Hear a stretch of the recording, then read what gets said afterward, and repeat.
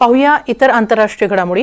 Vatican सिटीनं अखेर नवा pope निवडला। अमेरिकेचे कार्डिनल रॉबर्ट फ्रान्सिस प्रिव्होस्ट यांची रोमन कॅथलिक चर्चच्या सर्वोच्च धर्मगुरूपदी निवड झाली। परंपरेनुसार त्यांनी त्यांच्या नावासाठी नाव निवडलं ते पोप लिओ 14वे असं। रोमन कॅथलिक इतिहासात पहिल्यांदाच अमेरिकेच्या कार्डिनलची निवड झालेली आहे। त्यातच या निवडीत मजेशीर योगायोगही आहे। कशी झाली ही निवड, तो योगायोग कोणता, नवे पोप कोण आहेत, पाहूया एक सविस्तर ग्लोबल रिपोर्ट। आणि अखेर 2 दिवसांनंतर सिस्टीन चॅपेलच्या चिमणीतून पांढरा धूर निघाला। म्हणजेच पोप निवड परिषदेच्या दुसऱ्या दिवशी नव्या पोपची निवड झाली। अमेरिकेचे 69 वर्षीय रॉबर्ट फ्रान्सिस प्रिव्होस्ट यांची नवे पोप म्हणून निवड करण्यात आली। 133 कार्डिनल्सनी मतदानात सहभाग घेतला।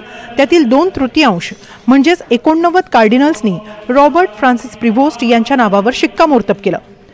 1900 नंतर 5व्यांदा नव्या पोपची निवड ही केवळ 2 दिवसांत झाली आहे। पहिल्या दिवशी पोप निवड न झाल्यानं निवड लांबतीये की काय अशी चर्चा होती। बुधवारी सिस्टीन चॅपेलमध्ये औपचारिक मिरवणूक काढण्यात आली आणि प्रत्येक कार्डिनलनं गोपनीयतेची शपथ घेतल्यानंतर रात्री 9:15 वाजता मतदानाला सुरुवात झाली आणि त्यानंतर नव्या पोपची निवड झाली। सिस्टीन चॅपेलच्या बाल्कनीत येऊन परंपरेनुसार पोप निवड जाहीर करण्यात आली आणि नव्या पोपनी बाल्कनीत येऊन दर्शन दिलं। तिथं सुमारे 45,000 अनुयायी जमले होते। त्यांनी टाळ्यांच्या गडगडाटात नव्या पोपना शुभेच्छा दिल्या। पोप लिओ 14वे यांनीही सर्वांचं अभिवादन स्वीकारलं। सर्वांच्या हृदयात शांतता नांदावी अशी इच्छा व्यक्त केली। यावेळी त्यांनी स्पॅनिश भाषेतूनही लोकांशी संवाद साधला। Sono un figlio di Sant'Agostino. मी सेंट ऑगस्टिनचा मुलगा आहे। एक ऑगस्टिनियन आहे ज्यांनी म्हटलं होतं की मी तुमच्यासह आणि तुमच्या बिशपसाठी ख्रिश्चन आहे। त्या नात्यानं आपण साऱ्यांनी आपल्या पृथ्वीसाठी एकत्र येऊन काम केलं पाहिजे। ही पृथ्वी आपल्यासाठीच देवाने बनवली आहे। रोमच्या चर्चसाठी खास शुभेच्छा। आपण साऱ्यांनी एका मिशनरी चर्चसाठी एकत्र राहिलं पाहिजे। चर्च कायम लोकांमधील दुरावा मिटवतो, संवाद वाढवतो आणि लोकांना आपल्या मिठीत सामावून घेण्यासाठी सतत तयार असतो। त्या सगळ्यांसाठी ज्यांना आपली दया, आपलं अस्तित्व, संवाद आणि प्रेम यांची गरज आहे, त्या सर्वांना आपलं म्हणा।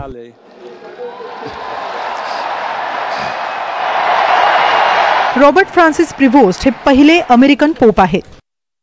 पोप लिओ 14वे यांचा जन्म 14 सप्टेंबर 1955 रोजी झाला। अमेरिकेच्या इलिनॉय राज्यात त्यांचा जन्म झाला। त्यांनी गणितात पदवी शिक्षण घेतलंय। 1982 मध्ये त्यांचा अभिषेक झाला। रोममधील Pontifical College of Saint Thomas Aquinas मधून कॅनन लॉ मध्ये त्यांनी डॉक्टरेट पदवी प्राप्त केली। ते ऑगस्टिनियन धर्मसंघाचे सदस्य आहेत। मात्र मिशनरी म्हणून पेरूमध्ये ते सर्वाधिक काळ राहिले। पेरूचं नागरिकत्वही मिळवलं। 2015 ते 2023 पर्यंत चिक्लायोचे बिशप राहिले। 2023 मध्ये त्यांची पोप फ्रान्सिस यांनी कार्डिनल पदी नियुक्ती केली। रोममध्ये बिशप नियुक्ती विभागाचा कारभार त्यांनी पाहिला। शांत आणि मितभाषी म्हणून ते ओळखले जातात। पोप फ्रान्सिस यांचे ते निकटवर्तीय होते। पोप फ्रान्सिस यांच्याप्रमाणेच ते सुधारणावादी आहेत। निवडीनंतर त्यांना नाव निवडण्याविषयी विचारताच त्यांनी लिओ हे नाव निवडलं। पोप हे कोणतंही नाव निवडू शकतात, मात्र साधारणपणे सर्व पोप त्यांच्या प्रेरणादायी व्यक्तीचं किंवा आधीच्या संतांपैकी एक नाव निवडतात। नव्या पोपनी लिओ हे नाव निवडलं, त्यामुळे आता ते पोप लिओ 14वे म्हणून ओळखले जातील। त्यांच्या निवडीनंतर त्यांच्या नातलगांनी याविषयी आनंद व्यक्त केलाय। त्यांचे मोठे भाऊ जॉन प्रिव्होस्ट यांनी सारी प्रक्रिया टीव्हीवर पाहिल्याचं सांगितलं। मला एक फोन आला की चिमणीतून पांढरा धूर येऊ लागलाय। मी टीव्ही सुरू केला आणि पुढची प्रक्रिया पाहिली। मी माझ्या पुतणीलाही बोलावलं आणि मग आम्ही एकत्र टीव्ही पाहू लागलो। आम्ही पडदे बाजूला सारताना पाहिलं। कार्डिनल आले आणि त्यांनी घोषणा केली। माझी पुतणी तर किंचाळायलाच लागली, कारण तिचे काका नवे पोप झाले। माझा तर विश्वासच बसला नाही की हे कसं शक्य आहे। आम्हाला वाटलंच नव्हतं की हे असं काही होईल।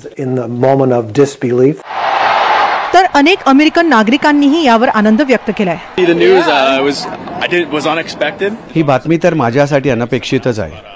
मला वाटलं की यंदा नेहमीप्रमाणे कोणीतरी युरोपियन कार्डिनलच पोप होतील किंवा दुसरे कोणीतरी, मात्र ही एक चांगली बातमी आली। ते तुलनेने तरुण आहेत। ते 69 वर्षांचे आहेत, त्यामुळे ते या पदाला अधिक न्याय आणि वेळ देऊ शकतील। ते माझ्याप्रमाणे शिकागोमधून आहेत, हे माझ्यासाठी खूप अभिमानास्पद आहे। एक आनंदाची बाब आहे। शिकागोसाठी ही एक चांगली संधी आहे. शिकागो कॅथलिक जगासह पूर्ण विश्वालाही सांगू शकतात की आम्हीही एक चांगले नेतृत्व देऊ शकतो आणि त्यांचा पहिला संदेश म्हणजे सर्वांच्या हृदयात शांती राहावी. हा खरंच महत्त्वाचा आहे. चर्चचा मुख्य उद्देशच शांततेचा आहे. is on peace. तर जगभरातूनही त्यांच्या निवडीबाबत कॅथलिक अनुयायांनी आनंद व्यक्त केलाय आणि नव्या पोपना शुभेच्छा दिल्यात. रिओ दी जानेरोमधील येशू ख्रिस्ताच्या जगप्रसिद्ध पुतळ्यावर पोप लिओ 14 यांची प्रतिमा झळकावण्यात आली. पोप लिओ हे जन्मानं अमेरिकन आहेत आणि त्यांच्या निवडीच्या काही दिवस आधी अमेरिकन अध्यक्ष डोनाल्ड ट्रम्प यांनी त्यांची खास इच्छा बोलून दाखवली होती. त्यांनी नवा पोप अमेरिकन असावा असं म्हटलं होतं.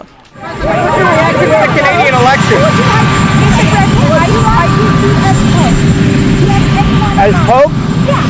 I'd like to be Pope. That would be my #1 choice.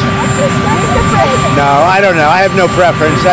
I must say we have a cardinal that happens to be out of a place called New York who's very good. So we'll see what happens. अर्थात American अध्यक्षांनी हे मत मस्करीत व्यक्त केलं होतं, जे त्यांच्या स्वभावानुसार आहे. मात्र गेल्या कित्येक शतकांच्या परंपरेत पुन्हा एकदा पोपची निवड हे युरोपीय कार्डिनल्समधून न होता युरोप बाहेरील कार्डिनल्समधून झाली आहे. कारण पोप फ्रान्सिस हे लॅटिन अमेरिकन होते आणि सुधारणावादीही होते. त्यांचे अनेक निर्णय रूढीवाद्यांना पटले नाही. त्यामुळे त्यांच्यानंतर कोणत्या विचारसरणीच्या पोपची निवड होते याकडे लक्ष होतं. मात्र अखेर एक कुशल प्रशासक, एक सुधारणावादी पोपचीच निवड करण्यात आली.